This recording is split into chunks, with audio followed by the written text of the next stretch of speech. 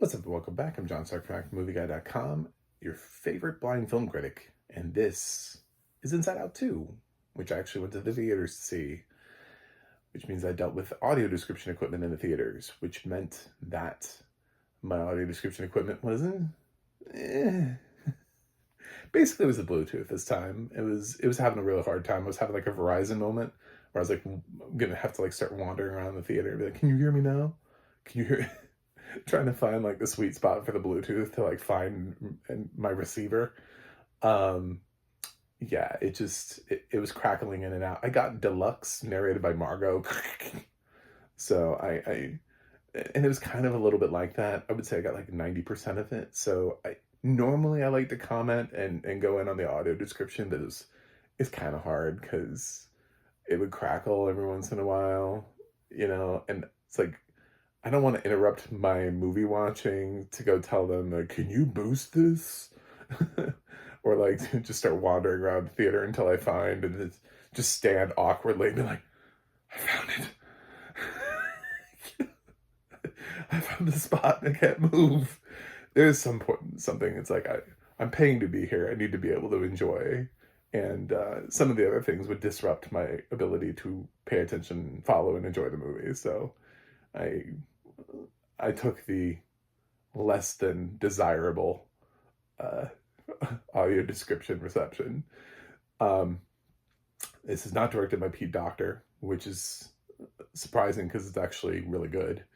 Um, and it doesn't even have all the returning cast because Bill Hader and Mindy Kaling wanted more money, which I have a lot of thoughts about that, but I need more information. My thoughts are leaning against them, which doesn't work well in their favor. Like, it didn't endear me because Lewis and Phyllis are back. So either, like, if I need to know what they were offered. If they were all offered the same thing and Bill and Mindy were like, we're better than Lewis and Phyllis, we need more money, then I don't like them. So I'll stop watching their stuff. But until I find out what Lewis and Phyllis are earning for this, then I will put a pin in how I feel about Bill Hader and Mindy Kaling. But it's why like the cast of Friends, regardless of how popular they were, always earned the same amount of money. They didn't earn like different amounts of money. So it makes sense for the four emotions that are not joy to all be earning the same amount of money. So if they tried to separate themselves from that and earn more than the other two, that's my, because basically all Disney did was they went out and they found Tony Hale and told him to sound like Bill Hader, and they found a female voice talent that sounds like Mindy Kaling. So who really won here? Disney won. It's the number one film at the box office. It'll be the number one film of the year. Um, yep. They just, and I don't think anybody notices, which is kind of funny because Fear and Disgust have more to do, arguably, in the second film than they did in the first film. So, not much more, but I think they may have reduced their dialogue a little bit so that it's less obvious they're speaking, because Disgust speaks some, but not like a lot, but does speak. Uh, I'm not familiar with the voice actors behind Disgust, so what does pop up are the new emotions: anxiety, embarrassment, ennui, envy. They all come crashing in, and anxiety kind of takes over and has this battle with joy for the control of Riley. Riley's at a pivotal point in her life. She's just hit puberty, which is what's triggered the new emotions. She kind of hits it in the middle of the night, and Joy freaks out. People come in, and they start like destroying the console and building her a new control center to accommodate all of the emotions. And they're all having a little bit harder time. Riley's reacting differently to things. She's about to go off to hockey camp, and with her two best friends, which she learns along the way, those two friends are not going to go to the same school as her. So then she becomes concerned with making friends. There's a lot of stuff in here about making friends. And, she's concerned. There's this scene where she helps this girl, but like before, when it's trying to process in her head whether or not to help the girl, it's all about like, but that girl's not popular. That girl's not cool, This will make me look uncool to help her. The kind of things kids think about. Um, Instead of being nice, I think about how will this make me look popular, you know? So at camp, anxiety kind of takes over and sends joy and the other emotions off down into deep dark secrets. And um, they are sent away, and anxiety takes over, and Riley loses her sense of self and is replaced with anxiety's attempt at forming a new sense of self. So Joy has to go find the old sense of self and then return it. And it's this big adventure that is smartly written with all these things where you see like stream of consciousness and a brainstorm, you know, like these things are actually like manifested. So, and the islands are back. They don't spend as much time on the islands, but they do mention the islands. So there's like Boy Band Island, and I think Friendship Island was still there. They mentioned Boy Band Island, and they were like, I'm glad they finally broke up or something like that. Yeah, so it's my favorite part was when they were down in Deep Dark Secrets. The stuff that was down there, all the characters that were introduced during Deep Dark Secrets were, I was laughing. I laughed so hard during that stuff. I want to say like the Blue's Clues / Dora the Explorer type character that they had was hilarious. Uh, Dead, just hilarious, and I was dead. So there you go. I think that the rest of the film, it moves along quickly. It's about an hour and a half. It feels like it has way more Riley in it. It does feel like we're balancing a lot more between outside of Riley's head and inside Riley's head. So you are getting to see more of her choices and her reactions, and she's really obsessed with getting the approval of the people who are already on the Firehawks, is the name of the hockey team, and the coach is voiced by Yvette Nicole Brown. I picked up on that one right away as a huge Community fan. That got me immediately. I was like, oh, Yvette, cool. And she is obsessed with this Val, who's like the star hockey player, and she's like a senior. And Val seems pretty chill and pretty nice to her, and the rest of the hockey team is like, I don't know, this girl seems like she's a bit much, you know? Because anxiety is running everything, and anxiety makes a lot of really exaggerated decisions. But I think Maya Hawke does a really nice job with anxiety. It's just all over the place. And it's kind of what anxiety can be.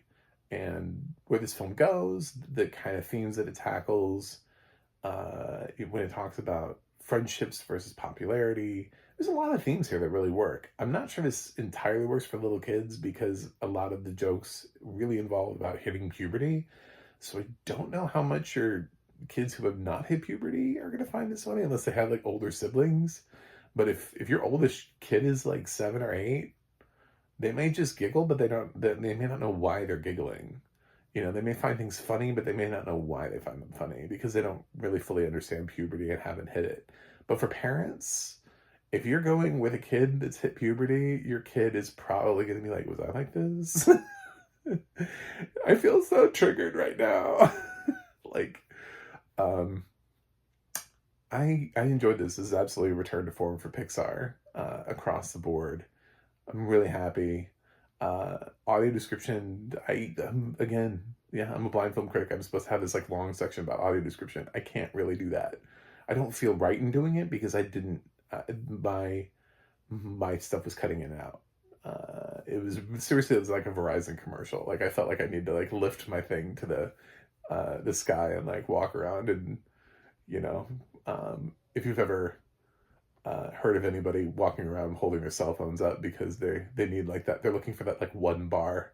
I had moments like that where I was like, do I need to be doing that here? What's happening? I was worried like my battery was dying out, but no, my battery made it all the way to the end. And the funny thing was I stayed to the end to hear Deluxe narrated by Margot. And then I started getting up to leave. I should say that there is a scene at the end of the film. So if you stay all the way through, you'll be rewarded with a little, I don't know, 30-second scene. It's cute. And I started walking out, and it continued to describe all of like the logos coming out of the film. So I was outside the theater by the time Luxo Jr. was like doing his whole like jumping on the ball thing, and it was still getting audio description. I was not even in the theater anymore, and I still had reception. I was like, how? Why? And I was like, I know I'm standing like right underneath the projection booth at this point, basically, because the hallway would be the where the projection booth is. And I was like, I'm probably standing right underneath the audio description. Basically, if I could hear, if I could get like the audio track to the film to pump in along with the audio description, I could just sit outside the theater, could pay the money to sit outside the theater, and I would have excellent audio description reception. That was the best reception that I had, was right outside the theater, right directly underneath the projection booth. So, um, yeah, but I do try to get out for movies I'm really excited about, movies I'm really obsessed with, and Inside Out too. Inside Out is a huge favorite of mine. You'll find out because I'm going to rank all the Pixar films. So check out my Pixar ranking videos, and you'll find out where I put Inside Out 1 and Inside Out 2 on that Pixar ranking video. But that's it. I recommend the film. It doesn't need my recommendation. It's already the #1 film of the year. It's projected to make over $500 million by the end of its run. I think it's going to surpass what Super Mario Brothers made. So yeah, it may. I don't know that it'll stay. There's a couple of other big films this year that have the opportunity to beat it. I'm looking mainly at Deadpool and Wolverine. It's like, I wonder if that could be like the highest grossing R-rated film. Like, I truly wonder. I feel like it's there. I feel like the audience is there for Deadpool and Wolverine. I wonder what its tracking is. Marvel doesn't have anything else this year to get behind. So, yeah, weird. It's a weird year. One Marvel film. So that's it. That's what I got. Anyway, I'm giving Inside Out 2 an A. I liked it. And I know that a lot of people are not going to like that I liked it. You know, girls play hockey. I don't know what to tell you, man. You know, it's a thing. We've made films about this before. They were on the fucking Mighty Ducks, man. You know what I'm saying? Like, long before woke was ever a thing, before you ever heard that word, there were girls on the Mighty Ducks. So I don't know what to tell you. And I've seen people be upset about that. And I'm like, you know, it's just like, it's being upset about things. And then you're like trying to attribute it to like this new wave of things. You're like, oh, it's where Disney is now. It's not where Disney is now. It has nothing to do with Bob Iger. That movie was made ages ago. You know, there were girls in the Mighty Ducks. So, yeah, girls do play hockey. Sorry. I hate to break that one to you. Anyway, thanks for watching. Thanks for subscribing. And I will see you guys on the other side.